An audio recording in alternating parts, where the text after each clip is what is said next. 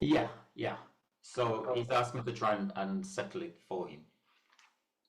No problem, sir. How is it that you like to make the payment? Do you take debit cards? Correct, yeah. Yeah. So 560 is the full amount? Correct, yeah. Okay, there's no further. What's the... No. What's the email that you want me to send you a payment receipt? If you send it to the customer, that would be good enough.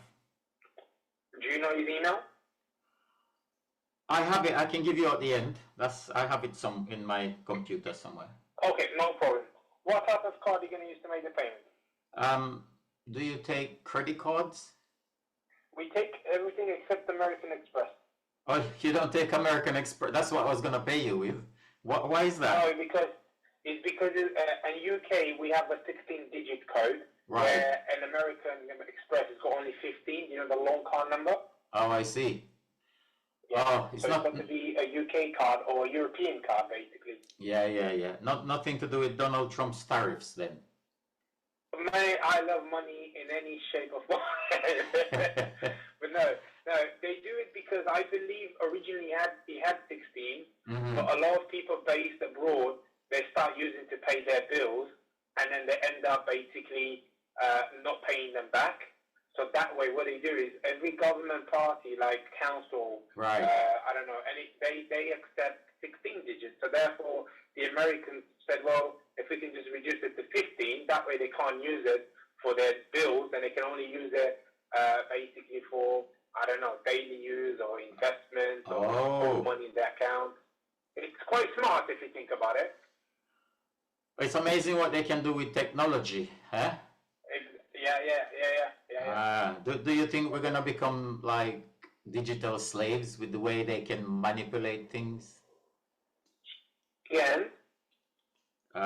They can do so many things. So, okay, so this 560, would you mind just giving me a breakdown of that, please? Because so you've got original penalty charge, which was £250. Yeah. And then you've got a compliance stage. What that is whenever the case gets transferred from the council to a bailiff company, you get charged £75. Yeah. And then when that runs out, then it becomes enforcement. Yeah. And then you get charged £235. 235. And then 235. Yeah. And then if that runs out as well, then you have a removal charge, which is 110. But that has not been applied yet. Oh. So you got so far 250 plus 310 in total. 310. What's it? So 75 and 235. Yeah, right. That's to 310. And then the original 250 is a lot for a parking ticket, no? It originally would have been 65, but when you don't pay them, they escalate further and further. Oh, I see. Are they allowed to do that? Of course, yeah. Legally, they're allowed to do that. Yeah. Yeah. Oh, all right. So, does any of this? How much is your fees in all this, boss? It's 310. So it's not my fees. It's basically compliance, which is 75, and £235 enforcement. And that did okay. And you're Mr. Cristian Terteleaca. How do you say your name? Terteleaca. Okay, it's easy when you say it. Is that Spanish? No, it's my parents are Romanian. Okay. I've never heard that one before. It sounds a little Spanish. Okay, so does that those fees include VAT at all? We don't charge VAT. Okay, you're VAT exempt? It's not that we're exempt. It's basically a council debt. Council don't charge VAT on the debt. Okay, but on what about on your fees? We don't charge VAT, sir. Oh, you're a very nice and generous company, boss. You don't charge VAT? I thought you had to by law. No, we don't. We're not selling anything. We're collecting debt. We're not selling. I understand, but your service is a kind of it's still a product, isn't it? You're offering a service. We provide a service for the council, but we do not sell a product to charge VAT. Okay, I Okay, I think you have to charge and show it, you know, but that's my understanding. But no, sir, no. To be able to charge VAT, you've got to sell or buy something. We do not sell or buy anything. Because if I pay for a hotel or something, a service thing, normally you have to pay VAT. But anyway, on this you says I'm looking at your paper here. Yeah, it's you dropped this paper. If you go on red letter, it'll be an enforcement letter. I have it here. You gave me a copy. So it says on the vehicle unknown. On the right hand, there's a box there. Sometimes on an automated paper, when they print it, it doesn't come up. But on the system, we've got a Ford Fiesta. Okay.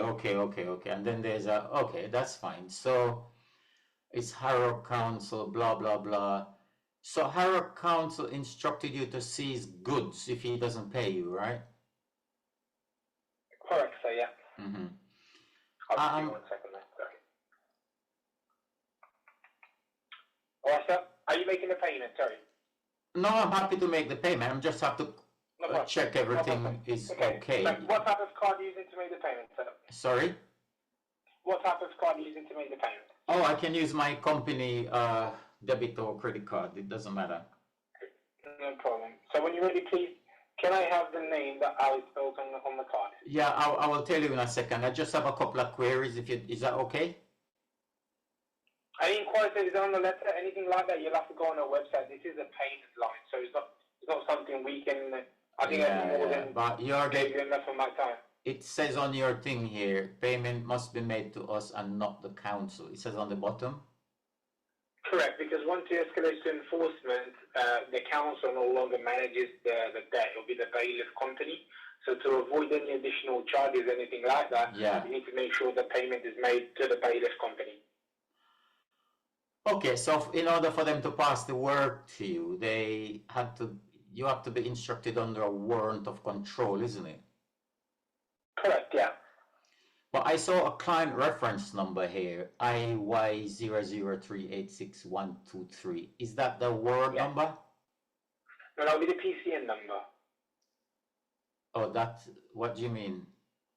That's the ticket number. That's the PCN number. Oh, what's the warrant number, boss? We do not provide us. The council would have sent them a copy of the liability order when they issue it. Right. But we do not provide that. We don't. You can send the council an email, and they will send you a copy of it. But we don't provide that. We only get the details and obviously the amount outstanding and the penalty charge. Right. But we don't require to provide anything like that. Did you say it was a liability order? Yeah, liability order is the same as basically whenever an enforcement agent acts on the liability order, which is basically a warrant of removal of goods. Okay, I thought the liability order was like for council tax. No, it's the same as any civil matters that issue liability orders. For parking itself, the liability name is warrant, so it's the same thing. Okay, so you're saying you don't have the warrant number on you? No, it's not something I will have. No, we don't carry warrants because I just don't deal with one person. I deal with hundreds of people. So I don't carry warrants for people. Okay, but you know when you say you removed his car or your car. Any questions like that, please go to our website. I'm trying to be polite, but I do have other calls to take. So if you don't wish to make your payment or if you want any inquiries, you can go onto the website and send the company an email. This is a payment line. I'm concerned you don't have a warrant number. We do have a warrant. The bailiffs can only act on warrants. So therefore, obviously, whenever you speak to a bailiff, a warrant was issued. Okay? And in this particular case, when they issued the warrant was on the 16th of January, 26. Okay, you have the date, yeah? We have the date, yeah. So we have limited information on the thing, but it's not for the bailiff. It's not something we need to concern with. We only act in, obviously, on the purpose when the case gets passed over to us, all the steps were taken.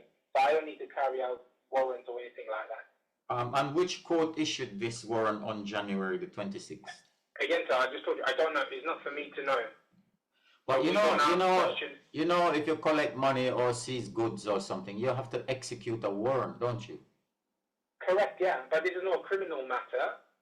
This is a civil matter, so therefore we do not need to concern ourselves with the debt. Obviously, why the debt was issued, if it's correct or not. It's not for me to say. I only collect what it says on the warrant. I'm not there to.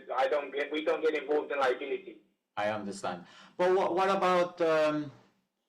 You must have some kind of document that gives you authority, isn't it?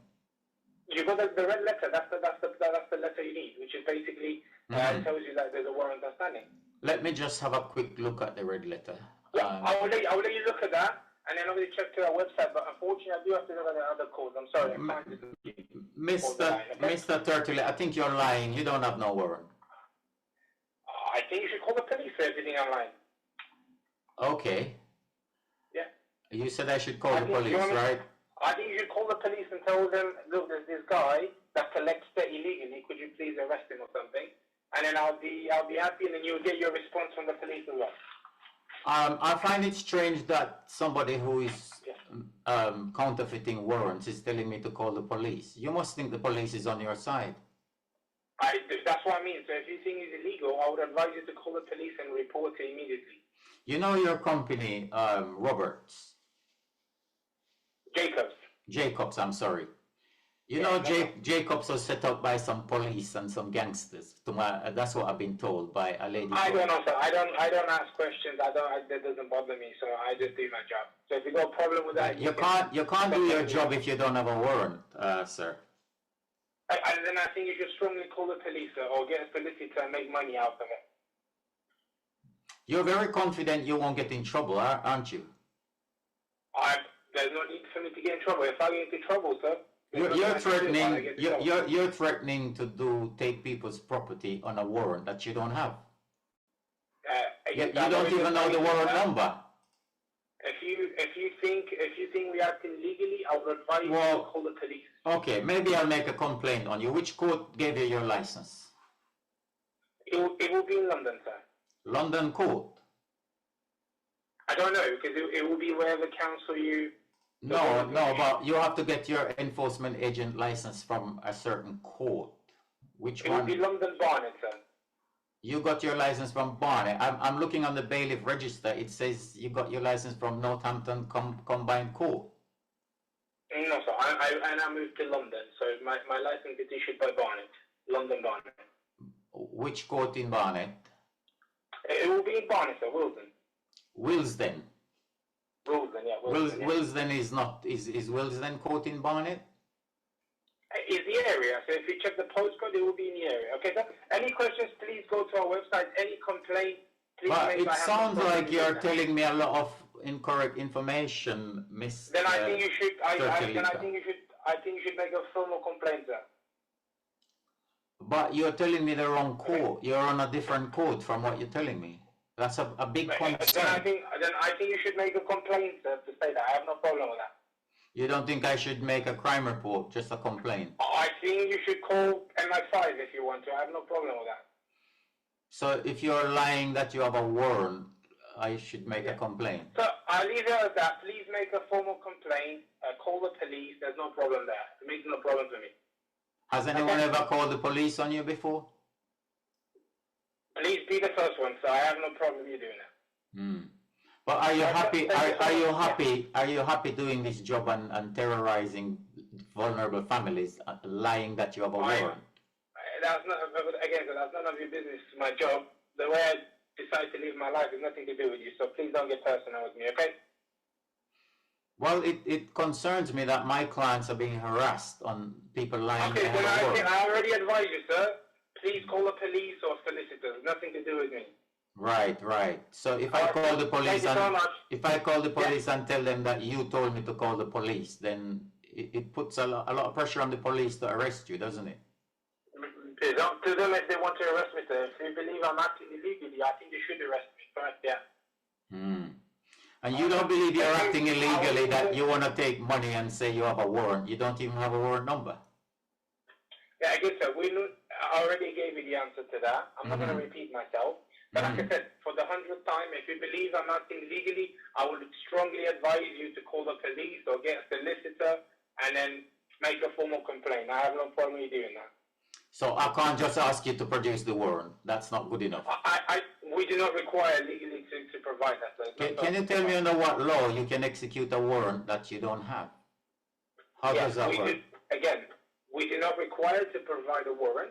But how can you execute a warrant if you it doesn't make any sense? Again, sir, get a solicitor's help and they will explain to you all the rules. And if your solicitor keeps saying that we're acting illegally, I will strongly advise you then to report us and make a formal complaint. Go to the Prime Minister, whatever you want to do. No problem with me, okay? You think the Prime Minister is involved in the fake court order business as well, don't you? I don't know, sir. I don't know. I'm not saying that. I'm saying you can make a formal complaint whatever you want. I think you did a lot of fake prosecutions. Yeah. So please make a formal complaint, sir. Thank you so much. I'm going to take up this call, okay? Thank you. All right. Thank you. Thank you. Bye.